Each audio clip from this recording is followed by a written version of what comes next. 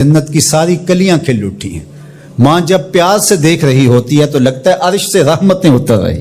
اللہ نے ماں کے سینے کے اندر وہ محبت، وہ تڑپ رکھی ہے، وہ ایک کائنات رکھ دی ہے الفتوں کی کہ جس کا نعم البدل کیا بدل بھی موجود نہیں ہے۔ وہ پیار رکھ دیا، وہ درد رکھ دیا، وہ درک رکھ دیا، وہ الفت رکھ دی ماں کے سینے کے اندر۔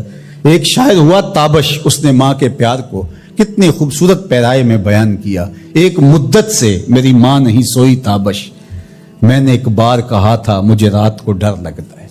کہا ایک دن بچپن میں میرے منہ سے نکلا تھا امی مجھے رات کو سوتے ہوئے ڈر لگتا ہے، میں بوڑھا بھی ہو گیا ہوں، میری ماں اب بھی میرے بستر پہ پھونکے مارتی کہ میرے بیٹے کو رات کو ڈر نہ لگا۔ یہ ماں کے سینے کا پیار ہے، ماں کی الفت ہے، یہ ماں کی تڑپتی ہوئی ممتا ہے۔ اولاد کے لیے وہ دکھ بھی جھیلتی ہے، تکلیفیں بھی سہتی ہے۔ غریب مائیں لوگوں کے گھروں کے برتن بھی مانجنے پڑے تو اس سے بھی گریز نہیں کرتی۔ شہر میں آ کر پڑھنے والوں بھول گئے ہو کس کی ماں نے کتنا زیور بیچا ہے۔ اس لیے ماں کی کمی انسان بڑھاپے میں بھی محسوس کرتا ہے۔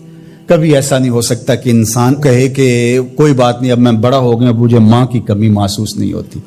بوڑھا بھی ہو جائے انسان جو ہے وہ سب سے اونچے منصب پر بھی بیٹھ جائے، میں اور آپ کیا، میری اور آپ کی حیثیت اور اوقات ہی کیا۔ امام الانبیاء حضور ختم المرتبت صلی اللہ علیہ وآلہ وسلم حجرہ انور سے نکلے اور جو ہی حضور نبی رحمت صلی اللہ علیہ وآلہ وسلم مصلی پر تشریف فرما ہوئے تو حضور کو دیکھ کر کے تمام صحابہ ادب سے کھڑے ہو گئے۔ جو ہی یہ امٹتا ہوا پیار دیکھا تو حضور کی نظر پلٹ کے کئی سال پیچھے چلی گئی اور ابوا کی وادی میں اپنی ماں کی قبر پہ کھڑا ہوا اپنے آپ کو پاتے ہیں حضور۔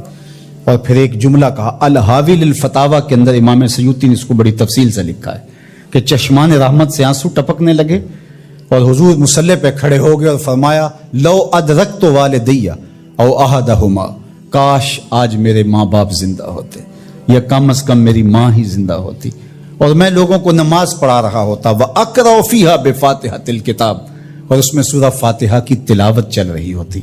پھر میری ماں کو میرے ساتھ اچانک کوئی کام یاد آ جاتا، وہ دروازے پر آتی اور چلمن سرکاتی اور مجھے بیٹا کہہ کے آواز دیتی۔ فرمایا لوگوں نماز چھوڑ کے پہلے ماں کی بات سن لیتا۔ تو ماں کی کمی تو انسان زندگی کے آخری حصے میں بھی محسوس کرتا ہے۔ پھر اس سے بڑا منصب کس کا ہو سکتا ہے جو امام الانبیاء کا منصب ہے؟